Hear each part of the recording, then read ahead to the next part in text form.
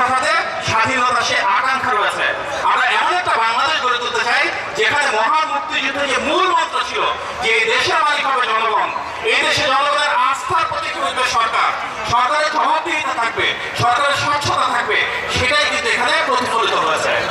আমাদের বাংলাদেশি জাতীয়তাবাদের জনক শহীদ প্রেসিডেন্ট জিয়াউর রহমান তিনি বলেছেন আমাদের ধর্ম,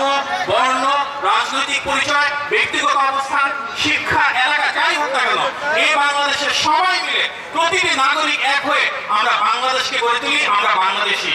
আমাদের 31 দফাতে কিন্তু সেই বাংলাদেশি জাতীয়তাবাদের ঐক্যকে ধরে রেখে আমাদের নেতা ভারপ্রাপ্ত চেয়ারম্যান জনাব তারেক রহমান জাতীয় ঐক্যমত্যের ঘোষণা দিয়েছেন, যেখানে তিনি বলেছেন আমরা হিন্দু মুসলিম, আমরা ডানপন্থী বামপন্থী, আমরা আস্তিক নাস্তিক, আমরা যে যে এলাকার মানুষই না কেন আমরা সবাই মিলে একটি ঐক্যবদ্ধ বাংলাদেশ গড়ে তুলব, যেখানে সবার মাঝে সমতা থাকবে, যেখানে সবার মাঝে একই মর্যাদা থাকবে, এবং যেখানে আমাদের যে সমাজ এবং রাষ্ট্র ব্যবস্থা গড়ে উঠবে সেখানে কোনো দলীয়করণ হবে না, প্রত্যেকে যার যার সুযোগ সুবিধা রাষ্ট্রের কাছ থেকে বুঝে নেবেন।